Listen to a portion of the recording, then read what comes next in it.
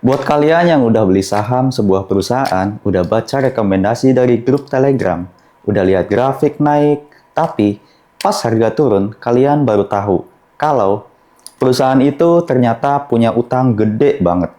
Atau labanya palsu, duit kalian hilang. Padahal cuma karena telat baca laporan keuangan. Atau mungkin kalian sebenarnya punya niat baik buat analisis saham secara fundamental. Kalian download laporan tahunan dari website IDX, tebalnya 300 halaman. Baru baca halaman pertama, langsung pusing. Akhirnya, file ditutup dan balik lagi main game atau scroll TikTok. Tenang, kalian nggak sendirian. Banyak investor pemula ngalamin hal yang sama. Termasuk, gue dulu juga gitu. Tapi, gue punya kabar baik. Ada satu alat AI gratis dari Google yang bisa bantu kalian membaca laporan keuangan setebal 300 halaman itu dalam hitungan detik. Nama alat ini Notebook LM. Dan yang lebih penting, alat ini jauh lebih aman dan akurat dibanding ChatGPT untuk analisis saham. Kenapa? Karena ChatGPT punya kelemahan besar yang jarang diketahui investor. So, sebaiknya jangan pakai ChatGPT. Di video kali ini, gue bakal jelaskan. Pertama, kenapa ChatGPT itu berbahaya untuk analisis keuangan. Yang kedua, apa bedanya Notebook LM. Dan yang ketiga, langkah-langkah super simple pakai Notebook LM. Dijamin ngerti, walaupun baru pertama kali dengar AI. Gue janji, bahasanya santai, mudah dicerna, dan nggak pakai istilah rumit. Siap? Yuk mulai. Sebelum gue kenalin Notebook LM, gue harus kasih tahu dulu bahaya tersembunyi dari ChatGPT untuk investor. Ini penting banget, karena sekarang banyak investor malah percaya buta sama ChatGPT. Gue nggak anti ChatGPT ya. ChatGPT itu bagus, keren, buat nulis email, bikin ide konten, atau ngobrol santai. Tapi, untuk analisis keuangan, analisis laporan keuangan, lupakan. Inilah 3 kelemahan utama ChatGPT yang wajib kalian tahu. Kelemahan pertama, ChatGPT suka sekali halusinasi atau mengarang fakta. Kata halusinasi mungkin terdengar lucu, tapi dalam dunia AI, halusinasi artinya AI membuat jawaban yang terdengar benar. Padahal salah total. Kayak orang yang ngomong pede banget, tapi isinya ngawur.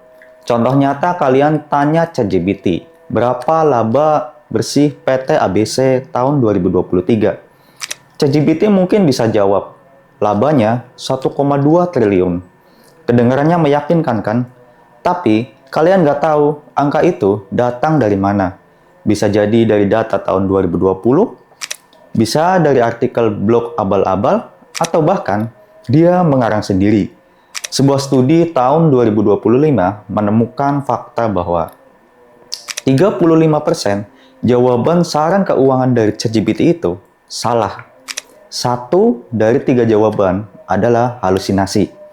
Bayangkan, kalau kalian ambil keputusan beli atau jual saham berdasarkan data yang 35%-nya salah, bahaya banget kan? Kelemahan kedua, ChatGPT tidak pernah kasih sumber. Coba deh, kalian tanya sesuatu yang spesifik ke ChatGPT, lalu minta sumbernya. Paling jawabannya cuma berdasarkan data yang tersedia atau menurut informasi yang ada. Nggak jelas kan? Padahal, kalau kita baca laporan keuangan asli, setiap angka itu ada catatan kakinya. Halaman sekian, paragraf sekian, kita bisa cek ulang. Nah, ChatGPT nggak memberikan itu. Jadi, kalian nggak bisa verifikasi kebenaran jawabannya. Padahal, sebagai investor, verifikasi itu wajib. Jangan sampai beli saham cuma karena ChatGPT bilang bagus. Padahal sumbernya omong kosong. Kelemahan ketiga, OpenAI sendiri melarang ChatGPT dipakai untuk saran finansial. Ini fakta yang jarang diketahui orang. Sejak akhir Oktober 2025, perusahaan pembuat ChatGPT, yaitu OpenAI, secara resmi melarang ChatGPT digunakan untuk memberikan saran di bidang finansial, medis, dan hukum. Mereka sendiri sadar bahwa AI ini belum bisa diandalkan untuk hal-hal serius yang menyangkut uang dan nyawa orang. Jadi, kalau kalian masih pakai ChatGPT untuk analisis saham, sebenarnya kalian sedang mengambil resiko besar sendiri. Belum lagi para peneliti dari University of California yang juga menemukan bahwa ChatGPT rentan terhadap prompt injection, yaitu trik untuk membuat AI menghasilkan informasi yang salah dengan sengaja. Bayangkan, ada orang iseng kasih prompt jahat, lalu hasilnya ngawur, muncul di jawaban ChatGPT kalian. Kan bisa kacau. Kesimpulannya, ChatGPT itu asisten umum yang oke untuk obrolan ringan, tapi bukan untuk analisis saham.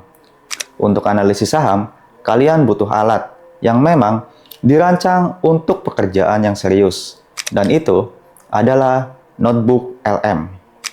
Sekarang gue kenalin pahlawan kita, Google Notebook LM. Notebook LM adalah asisten penelitian AI yang diciptakan khusus untuk membantu kita memahami dokumen yang kita upload sendiri. Bedanya dengan ChatGPT yang sangat mendasar, gue jelaskan pakai analogi sederhana. Analogi guru versus pembantu. Bayangkan ChatGPT itu seperti seorang asisten yang pernah membaca banyak buku dari berbagai perpustakaan. Dia pintar ngomong, tapi kadang lupa-lupa ingat. Dan kadang ngarang cerita. Kalau kalian tanya tentang perusahaan tertentu, dia jawabnya berdasarkan ingatannya yang campur aduk.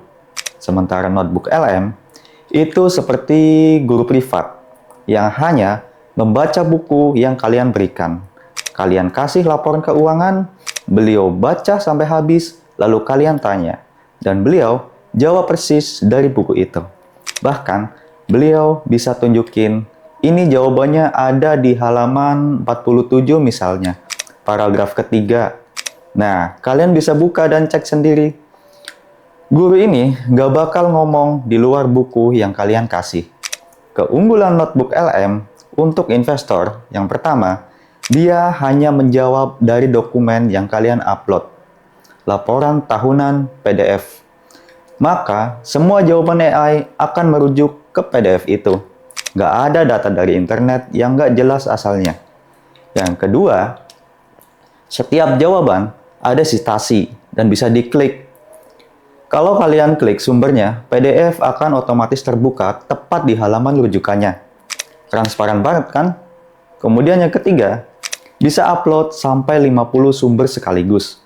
Kalian bisa upload laporan tahunan beberapa tahun, laporan kuartal, prospektus, bahkan transkrip rapat pemegang saham.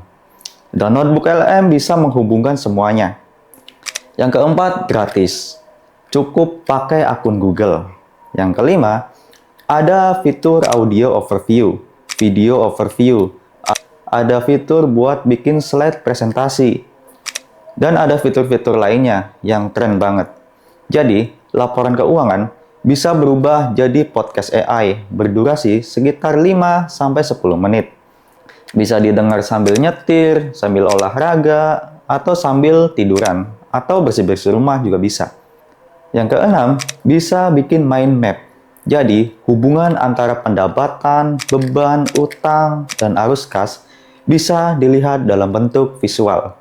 Cocok untuk memahami gambaran besar perusahaan. Sekarang kita masuk ke bagian praktik. Gue janji langkah-langkahnya gampang banget. Bahkan, kalau kalian baru pertama kali gunain AI, kalian tetap bisa ngikutin. Ikuti 5 langkah ini ya. Kalau ada yang kurang jelas, silakan pause videonya. Langkah pertama, siapkan file PDF laporan keuangan. Pertama, kalian perlu punya file laporan keuangan perusahaan yang mau dianalisis.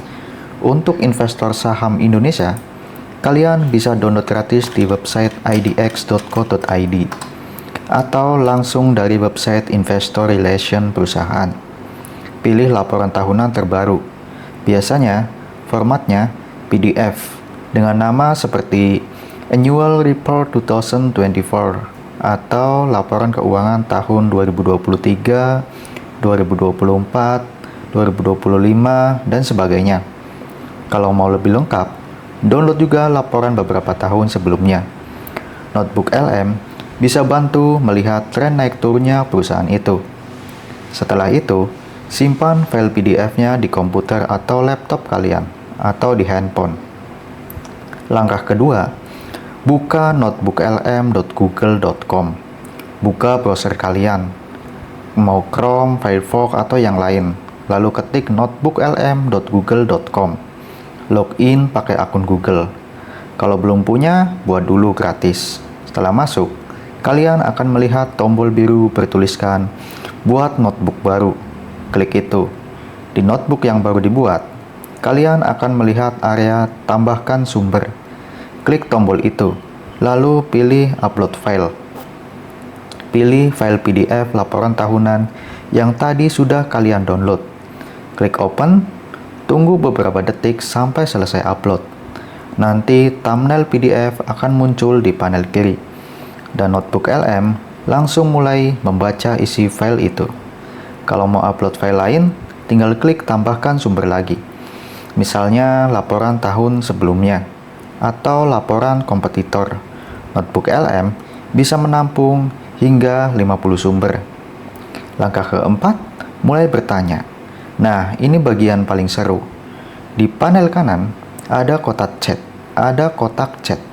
Disitulah kalian bisa bertanya apapun tentang laporan keuangan tersebut. Contoh pertanyaan paling berguna untuk investor. Berapa total pendapatan perusahaan ini dalam 3 tahun terakhir? Berapa laba bersih tahun 2023 dan 2024? Naik atau turun? Hitung rasio DER untuk tahun terakhir. Hitung ROI perusahaan ini atau current ratio perusahaan ini bagus atau enggak. Kalian juga bisa mencari red flag. Contohnya, apakah ada penurunan arus kas beban dalam 2 tahun terakhir? Atau apakah piutang perusahaan naik lebih cepat dibandingkan pendapatan? Kalau upload 2 emiten sekaligus, kalian juga bisa minta perbandingan. Contohnya, bandingkan ROI, DER, dan margin laba bersih antara Bank A dan Bank B. Kalian cukup pakai bahasa Indonesia biasa, nggak perlu pakai bahasa teknis. Contohnya, tolong bandingkan utang jangka panjang perusahaan ini dengan tahun lalu. AI-nya tetap paham. Langkah kelima, lihat jawaban dan klik sumbernya. Setelah kalian kirim pertanyaan, Notebook LM akan memproses dan memberikan jawaban. Yang membedakan dari ChatGPT, setiap jawaban disertai sumber. Misalnya AI menjawab, rasio DER perusahaan adalah 4,60 kali pada tahun 2025. Lalu, di bawahnya ada sumber 1 dalam kurung. Nah, kalian tinggal klik angka itu, dan PDF langsung terbuka tepat di halaman yang berisi informasi tersebut. Kalian bisa cek sendiri konteks lengkapnya. Ini penting banget untuk verifikasi. Jangan pernah percaya AI mentah-mentah. Selalu cek ulang ke dokumen asli. Dan Notebook LM memudahkan kalian melakukan itu. Bonusnya, di Notebook LM ada fitur audio overview. Kalau kalian malas membaca atau ingin belajar sambil melakukan aktivitas lain, coba fitur audio overview. Ada juga fitur ringkasan, video, ada slide presentasi, ada mind mapping atau peta pikiran, ada laporan, ada kartu tanya, ada kuis, ada infografis. Ini bagus banget untuk mempermudah kalian dalam memahami laporan keuangan perusahaan sebelum kalian berinvestasi di perusahaan tersebut. Supaya makin jelas, gue kasih contoh sederhana. Misalnya kalian ingin menganalisis perusahaan fiktif bernama PT Mie Enak. Langkah pertama, download laporan tahunan PT Mie Enak dari IDX. Langkah kedua, upload ke Notebook LM. Langkah ketiga, kalian tanya, berapa laba bersih PT Mie Enak tahun 2023 dan 2024? Lalu Notebook LM menjawab, laba bersih tahun 2023 sebesar 50 miliar. Tahun 2024 turun menjadi 30 miliar rupiah. Artinya turun 40%. Lalu, AI Notebook LM ini menjelaskan penyebabnya adalah kenaikan harga bahan baku, dan penurunan penjualan karena persaingan produk baru. Dan semua itu disertai dengan sumber halaman. Kalian klik sumbernya, PDF langsung terbuka di halaman yang relevan dan terkait. Kalian baca sendiri, dan ternyata memang ada penjelasan detail di sana. Karena laba turun drastis, kalian jadi lebih waspada sebagai investor. Mungkin kalian memilih untuk menunda membeli saham perusahaan itu. Tanpa notebook LM, kalian mungkin butuh waktu berjam-jam membaca laporan untuk menemukan fakta tersebut. Atau malah fakta pentingnya terlewat sama sekali. Begitulah cara kerjanya. Sederhana kan? Nah, kita sampai di akhir video. Mari kita rangkum apa yang sudah dipelajari hari ini. Pertama, ChatGPT itu berbahaya untuk analisis saham karena suka mengarang atau halusinasi, tidak memberikan sumber, dan bahkan dibatasi penggunaannya untuk urusan finansial. Yang kedua, notebook LM dari Google jauh lebih aman dan akurat karena dia hanya menjawab dari dokumen yang kalian upload sendiri dan setiap jawaban punya sumber yang bisa diverifikasi. Yang ketiga, cara pakainya sangat mudah. Upload PDF, tanya pakai bahasa Indonesia, lalu klik sumbernya. Nggak perlu jadi ahli keuangan, nggak perlu jadi programmer. Dengan notebook LM, investor retail sekarang bisa punya kemampuan analisis yang cuma dulu dimiliki oleh tim riset perusahaan besar. Dan semuanya gratis. Yang lebih penting, kalian bisa menghindari jebakan value trap, yaitu perusahaan yang kelihatannya murah, padahal sebenarnya punya masalah yang besar. Kalian bisa menemukan red flag lebih cepat, dan kalian bisa membuat keputusan investasi berdasarkan data, bukan karena ikut-ikutan orang. Segitu aja. Terima kasih sudah menonton. Semoga bermanfaat dan sampai jumpa di video berikutnya.